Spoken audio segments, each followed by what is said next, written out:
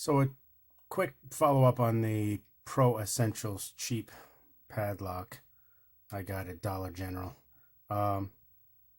Turns out the issue was that I just needed to spray a little WD-40. Yeah, I know you're not supposed to do that, but I sprayed a little WD-40 in the keyway and then down the shackle, and basically that fixed the issue. So now it's quite easy